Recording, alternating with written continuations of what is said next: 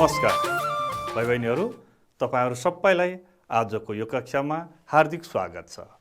आज हामीहरू यो कक्षामा कक्षा 8 को नेपाली विषय पाठ्यपुस्तकको पाठ 10 मा रहेको कथा, एउटा घटना कथा, यो कथाको अभ्यास खण्डमा रहेको व्याकरण तथा सृजनात्मक अभ्यासका बारेमा हामी विशेष चर्चा छलफल गर्नेछौँ। भाइ बहिनीहरू, व्याकरण तथा सृजनात्मक खण्डका विभिन्न अभ्यासहरू हामीले पाठ्यपुस्तकमा देखेका छौँ, हेरेका छौँ। तिनी पाठ्यपुस्तकमा भएका विषयहरूमध्ये आज खास गरी ह्रस्व इकार र दीर्घ इकारको प्रयोग, बकार र वकारको प्रयोग, भिन्न वर्णको प्रयोगले अर्थमा कसरी भिन्नता ल्याउँछ त्यस विषयमा पनि हामी चर्चा गर्नेछौँ।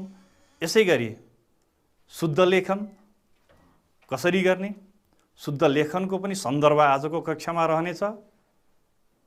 नामयोगीको पहिचान गरी यसको सान्दर्भिक प्रयोग गर्न पनि हामी सिक्नेछौँ र सृजनात्मक अभ्यास अन्तर्गत कथा लेखनका विधिहरू तथा कथा लेखन कसरी गर्ने त्यस सम्बन्धी विषयमा पनि हामी चर्चा गर्नेछौँ। भाइ बहिनीहरू, तपाईहरू तयार हुनुहुन्छ? हामी यो क्लास अगाडि बढाउँ। शाबास, तपाईहरू कापी कलम र किताब पनि साथमै लिएर बस्नु होला है। सबैभन्दा पहिले हामी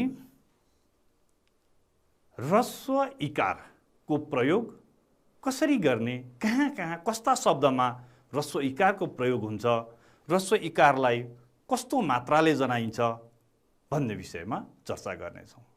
भाइ बहिनीहरू, यो यसरी हामीले लेख्छौँ, यो स्वर वर्ण, यसलाई ई भनेर भनिन्छ, इकार ई वर्ण, र यो ह्रस्व ई हो र ह्रस्व ई यो चिन्हले पनि ह्रस्व ईलाई नै बजाउँछ, यसलाई मात्रा भनेर भनिन्छ। अब यो ई वर्ण ह्रस्व इकार, यसको प्रयोग शब्दको सुरुमा, बीचमा र अन्त्यमा पनि हुने भएको हुनाले कस्ता कस्ता शब्दमा सुरुमा, अनि कस्ता शब्दमा बीचमा र कस्ता शब्दमा अन्त्यमा यसको प्रयोग हुन्छ त्यसको बारेमा हामी पहिले छलफल गर्नेछौँ।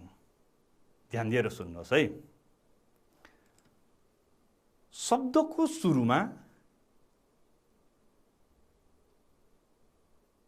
सुरुमा पनि ई वर्णको प्रयोग हुन्छ, ई को प्रयोग हुन्छ। कहाँ हुन्छ त भन्दा क्रियामा हुन्छ। जस्तै हेर्नुहोस् है त, दिन्छ, कुनै पनि क्रियामा अगाडिपट्टि यदि ई आएको छ भने त्यो ई ह्रस्व हुन्छ। जस्तै उदाहरणमा हेर्नुहोस् त, दिन्छ, यो दि ह्रस्व छ। हिँड्छ, यो हि पनि ह्रस्व छ। तिर्छ, ति पनि ह्रस्व छ। अनि बिक्छ, बि पनि ह्रस्व छ। अब क्रियामा ई ह्रस्व भएपछि धातुमा पनि स्वतः ई ह्रस्व नै हुन्छ। जस्तो दिन्छ भन्दाखेरि दिन्छ यो क्रिया भयो भने यसको धातु चाहिँ के हो त? धातु चाहिँ दि हो। त्यसकारण यो दि पनि के हुन्छ? ह्रस्व नै हुन्छ। यो दि ह्रस्व नै हुन्छ। अर्थात् क्रियाको सुरुमा आएको ई ह्रस्व हुन्छ र धातुमा सुरुमा आएको ई पनि ह्रस्व नै हुन्छ।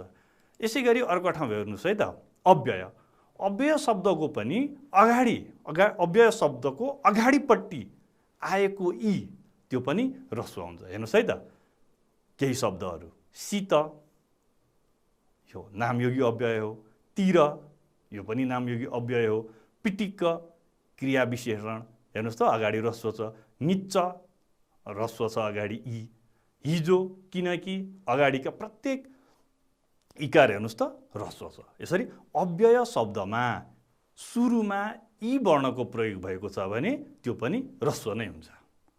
अब यसै गरी सर्वनाम शब्द भनेको त हजुरहरूलाई थाहा छँदैछ। सर्वनाम शब्द नामको सट्टामा प्रयोग गरिने शब्द। त्यस्ता शब्दहरूको अगाडिपट्टि भएको ई के हुन्छ? ह्रस्व नै हुन्छ। तर एक अक्षरको सर्वनाम छ भने हुँदैन नि, दुई अक्षरभन्दा बढीका सर्वनाम छन् भने मात्रै हुन्छ। जस्तो हेर्नुहोस् त, तिमी, तिनी, इनी भन्दाखेरि सुरुमा आएको ती अनि अर्कोमा ती अनि ई, यहाँ के छ? ह्रस्व छ। तर एक अक्षरको छ भने हेर्नुहोस् त यहाँ इ ती भन्यो भने चाहिँ यस्तो ठाउँमा चाहिँ एक अक्षरमा चाहिँ दीर्घ हुने हुन्छ, तर दुई अक्षरभन्दा बढी छ भने चाहिँ त्यस्तो सर्वनामको सुरुको इ ह्रस्व हुन्छ। अब संख्यावाचक शब्द छ भने संख्यावाचक शब्दको सुरुमा आएको अगाडि आएको इ पनि ह्रस्व हुन्छ। जस्तो 53, 30, द्वितीय यी शब्दहरू संख्यावाचक शब्द हुन् र अगाडिपट्टि इ को प्रयोग छ, अगाडिपट्टि ह्रस्व इ को प्रयोग छ। त्यसकारणले संख्यावाचक शब्दको सुरुमा आएको इ ह्रस्व हुन्छ। तर केही शब्दहरू दीर्घ पनि हुन्छन्। जस्तो अपवाद, यसलाई अपवाद भनेर भनिन्छ। जस्तो 3 भनौँ भने चाहिँ यो चाहिँ दीर्घ लेख्ने चलन छ, यो चाहिँ अपवाद हो। अब यसै गरी उपसर्ग लागेका शब्दहरू हेर्नुहोस् त, निष्काममा आएको नि यो ह्रस्व छ, निर्भय यहाँ पनि नि छ, यो पनि ह्रस्व छ, विदेश, विदेशमा आएको बि उपसर्ग हो, यो पनि ह्रस्व छ, नियोग भन्दा आएको नि यो पनि ह्रस्व छ। यसरी शब्दको सुरुमा कहाँ कस्तो शब्दमा शब्दको सुरुमा यी ह्रस्व हुँदो रहेछ त भन्नुहोस् त। क्रिया, अव्यय, सर्वनाम, संख्या र उपसर्ग यस्ता ठाउँमा सुरुका यी वर्ण चाहिँ ह्रस्व हुँदो रहेछ। बुझ्नुभयो? शाबास।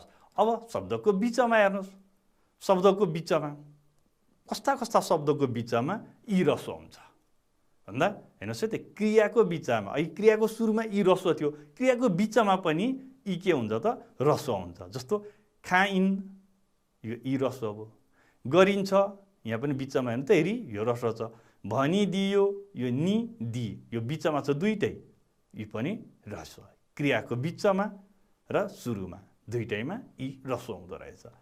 यसै गरी अव्यय शब्द, अव्यय शब्दको अघि सुरुमा पनि यी ह्रस्व हुन्छ भनिएको थियो, बिचमा पनि ह्रस्व नै हुन्छ। हेर्नुहोस् त, अघिल्तिर भन्दा यो घि ती, अहिले हि, वरिपरि यो रि व पछाडिको रि, बाहिर यो हि, अनि झिमिक्क भन्दा मि, यी अव्यय शब्द हुन् सबै। यी अव्यय शब्द, अरू पनि यस्ता धेरै शब्दहरू छन्, तिनको बिचमा के हुन्छ त यी ह्रस्व हुन्छ। बुझ्नु हुँदैछ? हो। अब हेर्नुहोस् अर्को नाम, नाम बताउने शब्दहरू त्यो बिचमा आएको यी पनि ह्रस्व हुन्छ। जस्तो हेर्नुहोस् त, मानिस, यो नि नाम बताउने शब्द हो, यो मानिस। बहिनी, यो हि। मन्दिरा, यो छोरी मान्छेको नाम हो, मन्दिरा, यो दि। साहित्य, यो हि, अनि तालिका भन्दा लि। यसरी नाम बताउने शब्दको बिचमा आएको यी पनि के हुन्छ? ह्रस्व हुन्छ। यसै गरी विशेषण शब्दमा पनि बिचमा आएको यी ह्रस्व नै हुन्छ। जस्तो हेर्नुहोस् त, रसिलो विशेषण शब्द हो, बिचमा ह्रस्व छ। अन्तिम, यहाँ पनि यो विशेषण शब्द हो अन्तिम, यहाँ पनि ती ह्रस्व नै छ। हरियो, रि ह्रस्व छ। धार्मिक, धार्मिक भन्दा मि, यो पनि ह्रस्व छ। सहरिया भन्दा रि पनि ह्रस्व छ। यसरी विशेषण शब्दको बिचमा आएको यी पनि के हुने रहेछ? ह्रस्व। यी ह्रस्व हुने रहेछ। अब अन्त्यमा हेर्नुहोस्, पुलिङ्गी शब्द, पुलिङ्ग शब्द पुंलिङ्गमा छ, अनि पुलिङ्गी शब्दको नाम र नाता बताउने शब्द। जस्तो हरि, हेर्नुहोस् त, हरि पुलिङ्गी शब्द हो, नाम बताउँछ यसले। त पुलिङ्गी नाम र नाता बताउने शब्द चाहिँ के हुन्छ? अन्त्यमा छ भने त्यो ह्रस्व इ हुन्छ। जस्तो हरि, हरि यो पुलिङ्गी नाम हो। रवि पुलिङ्गी नाम हो। पति यो पनि पुंलिङ्गमा भएकै शब्द हो। ज्वाइँ नाता बताउने शब्द हो। हेर्नुहोस् त, नाता बताउने शब्द ज्वाइँ, नाति, दाई। यो अन्त्यमा हेर्नुहोस् त, सबै इ, ज्वाइँमा इ, नातिमा ती, दाईमा इ, यहाँ पनि के छ? इ ह्रस्व छ। यसरी अन्त्यमा चाहिँ पुलिङ्गी नाम र नाता बताउने शब्द चाहिँ अन्त्यमा के हुँदो रहेछ? ह्रस्व इ हुँदो रहेछ। त्यहाँ ह्रस्व इ वर्णको प्रयोग हुँदो रहेछ। यसै गरी अव्यय अव्यय शब्द अन्त्यमा अव्यय शब्दको अन्त्यमा आएको ई पनि ह्रस्व नै हुन्छ। यसका केही अपवादहरू हुन सक्छन्, हुन्छन् नै, तर प्राय के हुन्छ अव्यय शब्दको अन्तिममा आउने ई के हुन्छ ह्रस्व हुन्छ। जस्तो पछि, अनि, माथि, वारी, निम्ति, भोलि, चोटी, हेर्नुहोस् त यी सबै शब्दहरू अव्यय हुन्। कुनै संयोजक हुन्, पछि नामयोगी हो, माथि पनि नामयोगी हुन्छ, यी सबै शब्दहरू अव्यय हुन्। नाम, सरनाम, विशेषण, अव्यय क्रिया 5 वटा शब्दमध्ये अव्यय पनि 5 प्रकारको हुन्छ। त्यो 5 प्रकारको अव्यय मध्ये जुनसुकै प्रकारमा परे पनि पछाडि आउने ई चाहिँ ह्रस्व हुन्छ। यो उदाहरणबाट त्यही कुरा बुझिन्छ। अब अन्त्यमा हेर्नुहोस् है, ती प्रत्यय ती लागेको शब्द अन्त्यमा ती भएको शब्द पनि ह्रस्व हुन्छ। जस्तो यति, कति, मति, गति, जति, यो ती अन्त्यमा ती भएका शब्दहरू भए, यस्ता शब्दहरू पनि ह्रस्व नै हुन्छन्। यसै गरी धातुबाट बनेका भाववाचक नामहरू, धातु भनेको चाहिँ पढ्छ भनौँ भने पढ धातु हो। यसै गरी लेख्छ भनौँ भने लेख धातु हो, हेर्छ भनौँ भने हेर धातु हो। धातुबाट बनेका भाववाचक नाम बताउने शब्दहरूको अन्तिमको ई के हुन्छ त ह्रस्व हुन्छ। हेर्नुहोस् त है, पढाइ, लेखाइ। यसै गरी हिँडाइ, बसाइ, हेराइ, जे भने पनि त्यो आई प्रत्ययमा लागेको हो। त्यस कारणले आई प्रत्ययमा आएको हुनाले त्यो ई ह्रस्व हुन्छ। यी भाववाचक नामहरू हुन्। भाववाचक नामको अन्त्यमा रहेको ई ह्रस्व लेखिन्छ। भाइ बहिनीहरू, हामीहरूले ह्रस्व इकारको प्रयोग कस्ता कस्तामा शब्दमा हुन्छ भन्ने कुराको चर्चा गरिसक्यौँ, छलफल गरिसक्यौँ।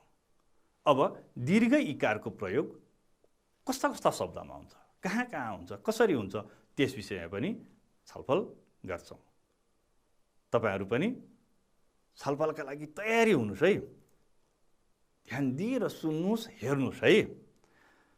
अघि जसरी शब्दको सुरुमा, अन्त्यमा र बीचमा ह्रस्व इकारको प्रयोग हुन्छ भनेर हामीले उदाहरणसहित त्यो कुरालाई स्पष्ट पार्यौँ, सुन्यौँ, बुझ्यौँ, सिक्यौँ। अब यसै गरी दीर्घ इकार पनि शब्दको सुरुमा पनि हुन्छ, बीचमा पनि हुन्छ, अन्त्यमा पनि हुन्छ। त्यस कारणले अब कस्ता ठाउँमा शब्दको सुरुमा चाहिँ दीर्घ इकारको प्रयोग हुन्छ हेर्नुहोस् है त। शब्दको सुरुमा दीर्घ इकारको प्रयोग प्राय तत्सम शब्दमा हुने गर्छ। तत्सम शब्द भन्नाले संस्कृतबाट जस्ताको तस्तै आएका शब्दहरू हुन्। संस्कृतबाट त्यही अर्थमा, त्यही रूपमा आएका शब्दहरू, त्यस्ता शब्दहरूलाई तत्सम शब्द भनेर भनिन्छ। तत्सम शब्दको केही तत्सम शब्दहरूको सुरुमा आएका यी दीर्घ हुने गर्छन्। जस्तो हेर्नुहोस् है त, ईश्वर ई दीर्घ छ, वीर बी दीर्घ, शीघ्र, पीडा, शीत, जीव, नीति, सीमा, जीर्ण, यहाँ आएका सबै शब्दहरू तत्सम शब्द हुन् र यिनको अगाडि आएको ई दीर्घ छ। यसै गरी शब्दको बीचमा, कस्ता शब्दको बीचमा इकार दीर्घ लेखिन्छ हेर्नुहोस् है त। इय, इन, अनिय, तिय, यी प्रत्यय हुन्।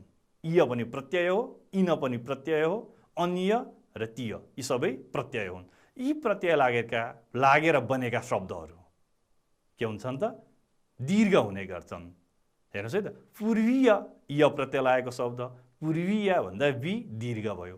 प्राचीन भन्दा यो इन प्रत्यय लागेर बनेको शब्द प्राचीन, यो ची के भयो त बीचमा आएको ची, यो ई दीर्घ भयो। यसै गरी पठनीय अनिय प्रत्यय लागेर बनेको शब्द हो, नि दीर्घ छ। यसै गरी तृतीय तीय प्रत्यय लागेर बनेको शब्द हो, यो पनि दीर्घ छ। यसको अरू केही उदाहरणहरू पनि छन्। तपाईँहरूले पनि ती शब्दहरू जान्नुभएको छ, प्रयोग गर्नुभएको छ। जस्तो हेर्नुहोस् है त, केन्द्रीय बीचमा ई दीर्घ, य प्रत्यय लागेर बनेको शब्द, इन प्रत्यय लागेर बनेको शब्द कालीन, ग्रामीण यी शब्दहरू पनि दीर्घ हुन्छन्। पठनीय भने जस्तै लेखनीय यो अनिय प्रत्यय लागेर बनेको शब्द हो। यसै गरी तीय प्रत्यय लागेको तृतीय भने जस्तै द्वितीय पनि हुन्छ, यो पनि दीर्घ नै हुन्छ। यसरी यस्ता धेरै उदाहरणहरू हामी पाउन सक्छौँ। अब शब्दको बिचमा इकार प्रयोग हुने अर्को ठाउँ भनेको करण, कृत र भूत पछाडि जोडिएको छ भने शब्दको पछाडि शब्दको अन्त्यमा करण, कृत, भूत यो जोडिएर आएको छ भने अगाडिको वर्णमा ई दीर्घ भएर आउने गर्छ। जस्तो हेर्नुहोस् है त, वर्गीकरण, वर्गकरण हुन्छ नि, त्यो करणले गर्दाखेरि त्यो ई त्यहाँ आउँछ दीर्घ भएर वर्गीकरण। एकीकृत, द्रवीभूत, यसरी एकीकरण भन्यौँ भने पनि, एकीभूत भन्यौँ भने पनि, द्रवीकृत, द्रवीभूत, यहाँ जे भने पनि हुन्छ। त करण, कृत र भूत यसरी यी शब्दहरू पछाडि जोडिँदा अगाडिको वर्ण चाहिँ दीर्घ हुने गर्छ, दीर्घ ई हुने गर्छ। जस्तो हेर्नुहोस् है त,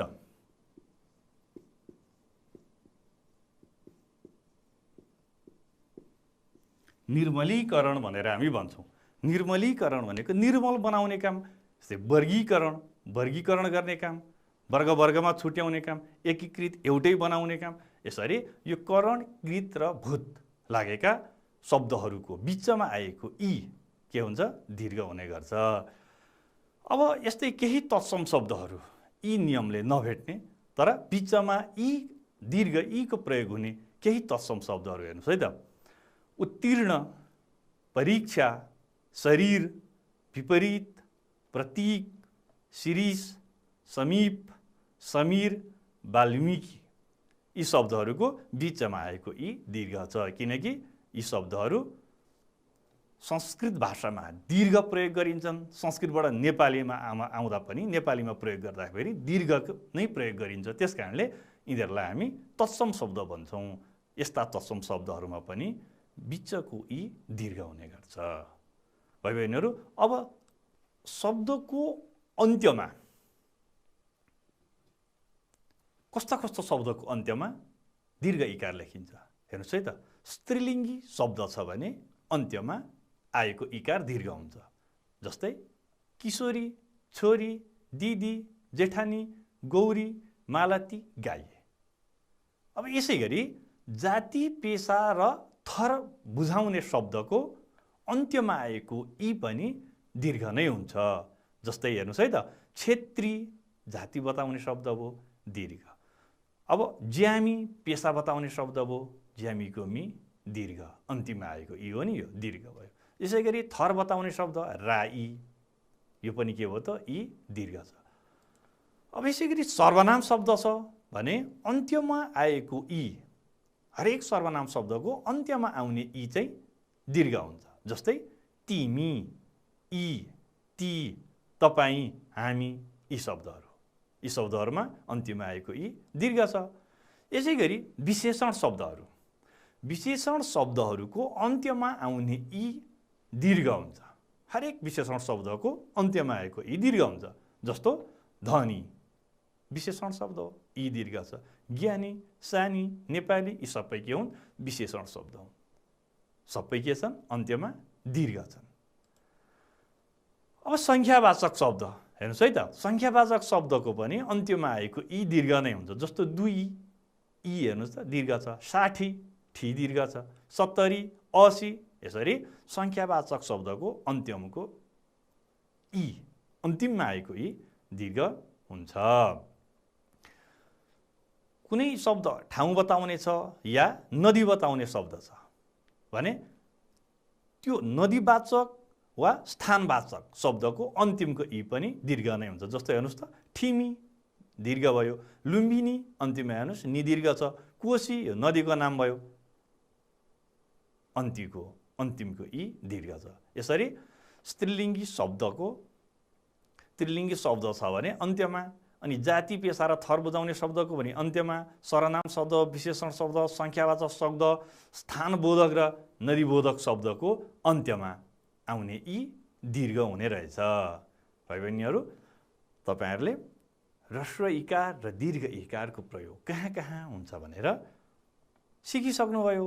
अब एउटा अभ्यास है त त्यसबाट। पाठबाट शब्दको अन्त्यमा ह्रस्व इकार र दीर्घ इकार लागेका 5-5 वटा शब्द खोजेर लेख्नुहोस्।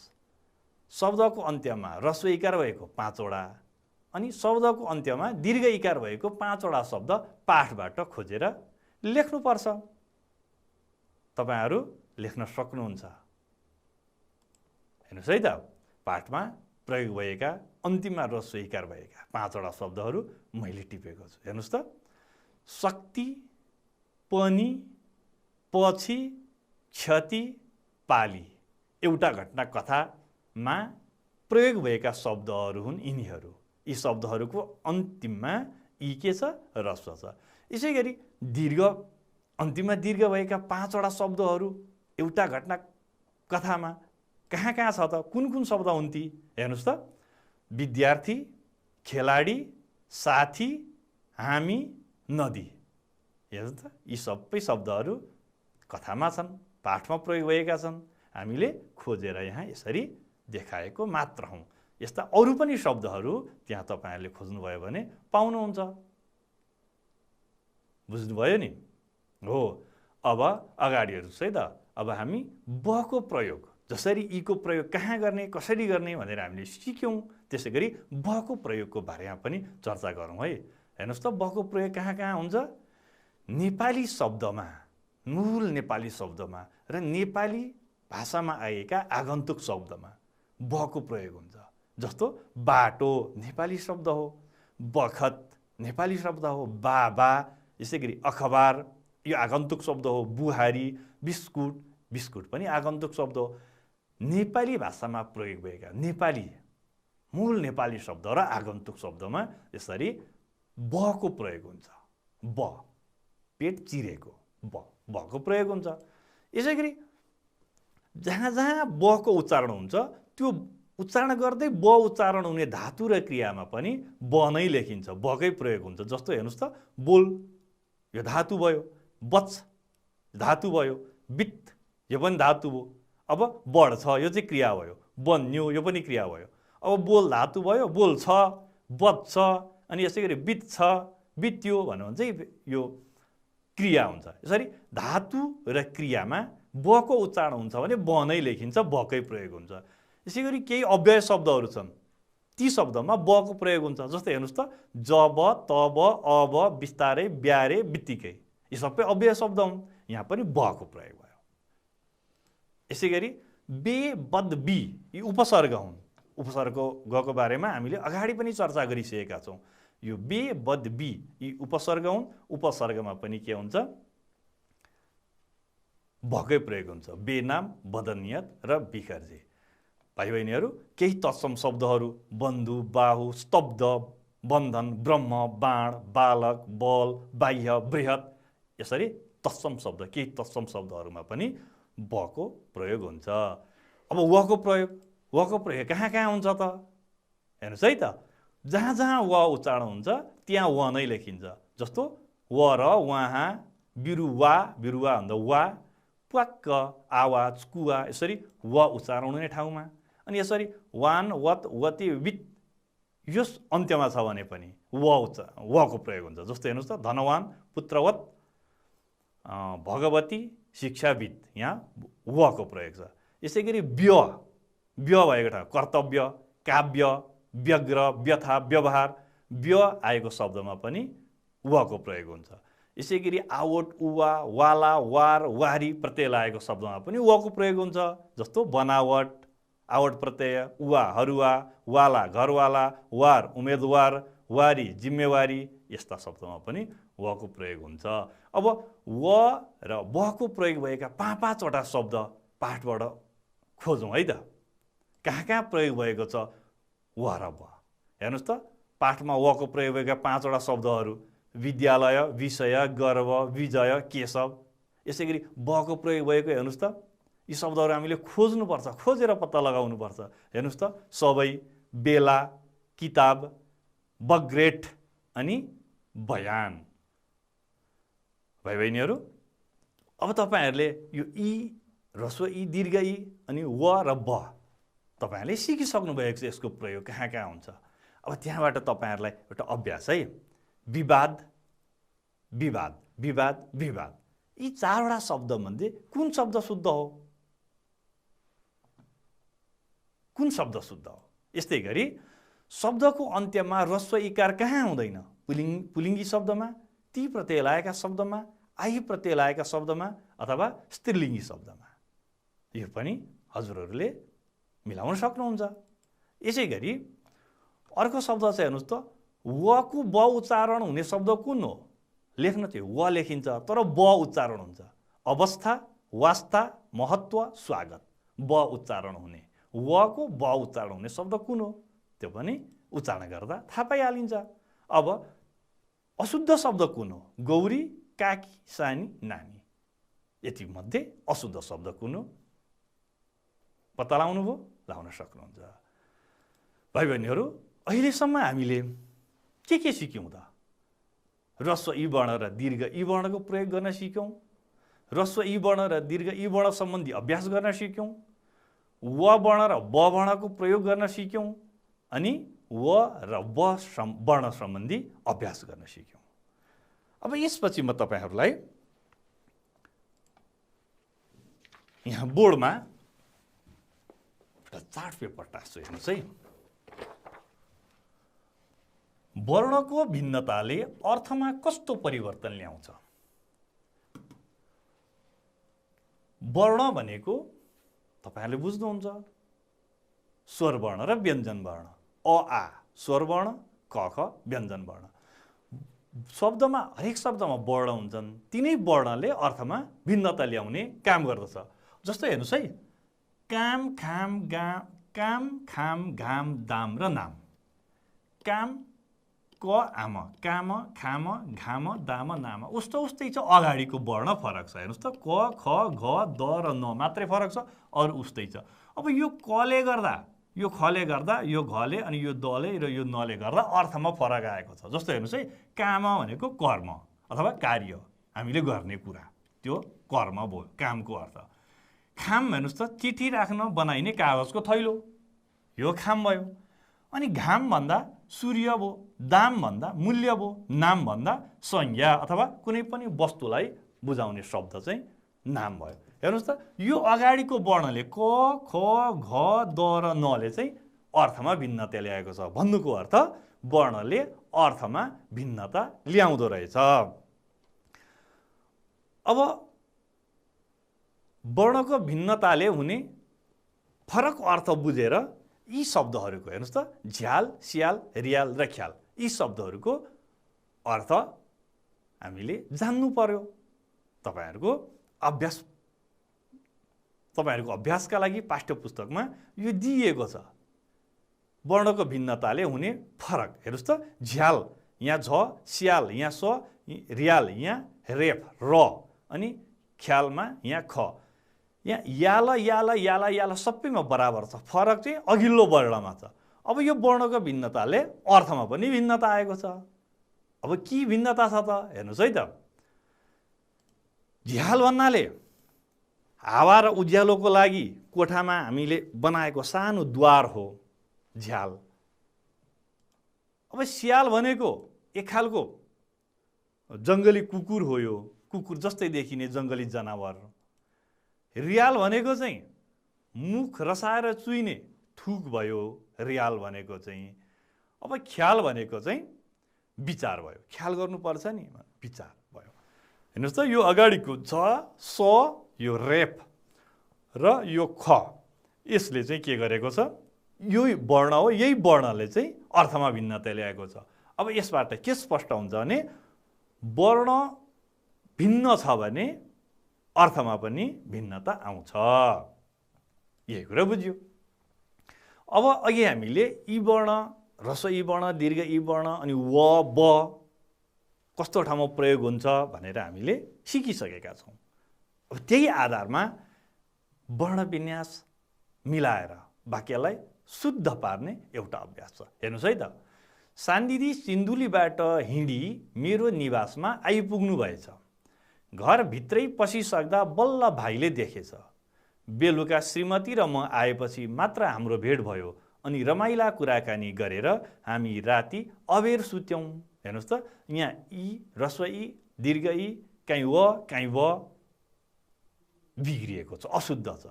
यो अशुद्ध कहाँ छ त्यो बुझेर हामीले शुद्ध बनाउनु पर्छ। पहिले अशुद्धिको पहिचान गरौँ है। हेर्नुहोस् त, यहाँ रातो लागेको छ नि, दी सानदिदी सिन्धुलीबाट, यो जहाँ जहाँ रातो लागेको छ, यहाँ यो रातो लागेको चाहिँ अशुद्ध भएको ठाउँ हो, त्यहाँ हामीले शुद्ध गर्नुपर्छ। सानदिदी स्त्रीलिङ्गी शब्दको अन्त्यमा आउने ई दीर्घ हुन्छ भनेर हामीले पढेका थियौँ। सिन्धुली स्थानबोधक शब्दको ई पनि दीर्घ हुन्छ भनेका थियौँ। हो, यिनै आधारमा हामीले यी वर्णहरूलाई शुद्ध बनाउनुपर्छ। हेर्नुहोस् है, त्यो शुद्ध लेख्दाखेरि कस्तो भयो त, सानदिदी सिन्धुलीबाट हिँडी मेरो निवासमा आइपुग्नु भएछ। घरभित्रै पसिसकेपछि बल्ल भाइले देखेछ। बेलुका श्रीमती र म आएपछि मात्र हाम्रो भेट भयो अनि रमाइला कुराकानी गरेर हामी राति अबेर सुत्यौँ। यसरी यो शुद्ध लेखन अभ्यास भयो। भाइ बहिनीहरू, अब अर्को एउटा अभ्यास गरौँ है, नामयोगी। यी वाक्यहरूलाई ध्यान दिएर हेर्नुहोस् त, रातो लागेका अक्षरहरूलाई पनि ध्यान दिनुहोस् त। विमलले सुरेशतिर फर्केर सोध्यो, तपाईँले हानेको बल कति परसम्म पुग्छ होला, एकपल्ट देखाउनुहोस् न। ऊ झोलाका किताब बाहेक अर्को कुनै किताब भने पढ्दैनथ्यो। तिर, सम्म, पल्ट र बाहेक यी शब्दहरू के हुन्? नामयोगी हुन्। यी रातो लागेका शब्दहरू नामयोगी हुन्। नामयोगी शब्दहरू नाम, सर्वनाम र विशेषण शब्दको पछाडि जोडिन्छ। अर्थात् नामयोगी नामको पछाडि, सर्वनामको पछाडि वा विशेषणको पछाडि जोडिएर प्रयोग हुने अव्यय हो। सँग, तर्फ, माथि, मुनि, मध्ये, प्रति, बारे, अघि, पछि, सम्म, समेत, बाहेक, अनुसार, बमोजिम यी शब्दहरू के हुन्? नामयोगी शब्दहरू हुन्। अरू पनि धेरै नामयोगी शब्दहरू छन्। अब तिर, सम्म, देखि, बाट, सँग, तर्फ, तिर, सम्म, देखि, बाट, सँग, तर्फ यी 6वटा नामयोगी प्रयोग गरेर वाक्यहरू बनाऊ है त। हेर्नुहोस् त, तिर नामसँग जोडेर नामयोगी प्रयोग गर्नुपर्छ। त्यस कारणले कुनै नामसँग तिरलाई जोडेर हामीले वाक्यमा प्रयोग गर्नुपर्छ। राधा मतिर फर्किएर रिसाइन्।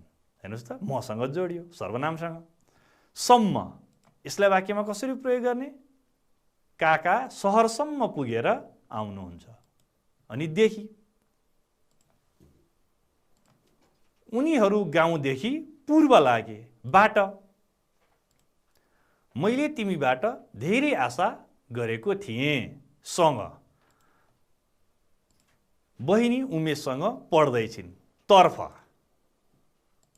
त्यो बेला मेरो त्यसतर्फ ध्यान नै गएन। भाइ बहिनीहरू, अब हामी सृजनात्मक अभ्यासतर्फ लागौँ है। सृजनात्मक अभ्यास अन्तर्गत हामी कथा लेखन कसरी गर्ने त्यस सम्बन्धी चर्चा गर्नेछौँ। कथा कसरी लेख्ने, दिएका बुदाहरूलाई राम्ररी मनन गर्ने, विषयवस्तु बुदामा भएका विषयवस्तुभन्दा बाहिर नजाने, त्यहाँ भएका घटना र पात्रहरूलाई एक अर्कामा अन्तर सम्बन्धित गराउने, बुदामा दिएका भन्दा धेरै पात्र वा घटनाहरू नथप्ने, बुदाको मूल मर्म र उद्देश्यमा सचेत रहने, अनि कथामा कौतूहलता सिर्जना गर्ने, अब के होला भन्ने भाव सिर्जना गर्ने, भाषा शैली सरल र मौलिक प्रकारको हुनुपर्ने, छोटा छोटा संवादहरू बनाउन सकिने, आवश्यकता अनुसार अनुच्छेद थप्ने, अनि कथाको शीर्षक पनि दिन नभुल्ने। कथा लेख्दाखेरि यिनै कुराहरूलाई ध्यान दिएर कथा लेख्नुपर्छ। त्यसका लागि एउटा बुदा छ। हेर्नुहोस् त, तपोवनमा कुनै एकजना ऋषि तपस्यामा लिन हुनु, केही डाकाहरूले व्यापारीलाई लखेड्दै आउनु। व्यापारी ऋषिको कुटी भएको ठाउँमा आइपुग्नु, यताउति लुक्ने ठाउँ खोज्नु, कुटीभित्र लुक्नु, डाकाहरूले ऋषिसँग व्यापारीका बारेमा सोध्नु, ऋषिको कहिल्यै झुटो नबोल्ने प्रतिज्ञा हुनु, ऋषिले साँचो कुरा बताउनु, व्यापारीलाई डाकाहरूले भेटाउनु, व्यापारी लुटिनु र मारिनु, आफ्नो कारणले व्यापारी मारिएको बोध ऋषिलाई हुनु, ऋषि पश्चातापमा पर्नु, सत्य बोल्दा पनि कहिलेकाहीँ अनर्थ हुने ज्ञान ऋषिलाई हुनु, फेरि तपस्यामा बस्नु। यहाँ आएका घटना र पात्रहरूको आधारमा हामीले शीर्षक दिएर एउटा कथा लेख्नुपर्छ। कथाको नमुना हेर्नुहोस् है, म तपाईँहरूलाई कथाको नमुना देखाउँछु, सुनाउँछु। धेरै पहिलेको कुरा हो।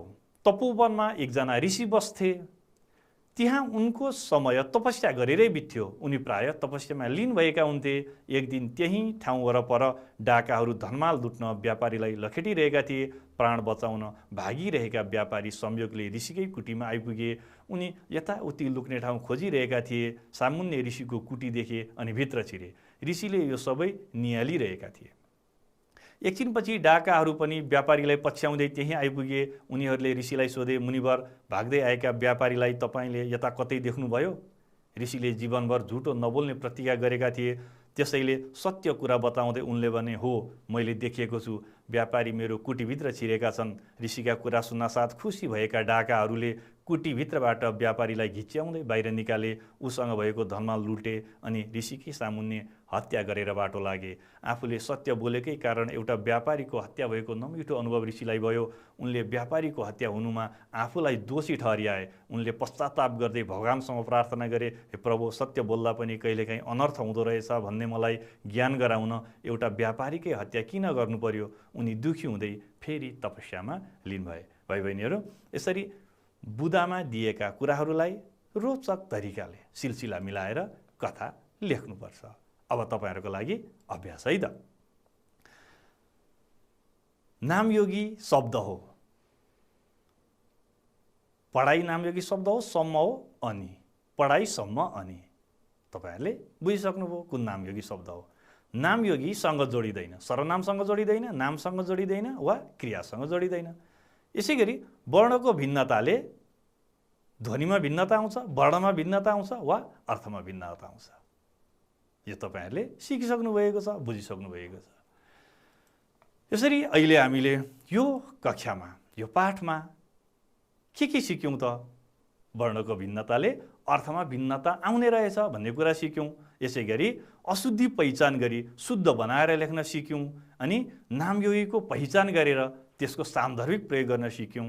र अन्त्यमा बुधाका आधारमा कथा लेख्न सिक्यौँ। भाइ बहिनीहरू, यी सिकेका जानेका कुराहरूलाई बारम्बार अभ्यास गरिरहनु होला है त। आजलाई म बिदा चाहन्छु। नमस्ते।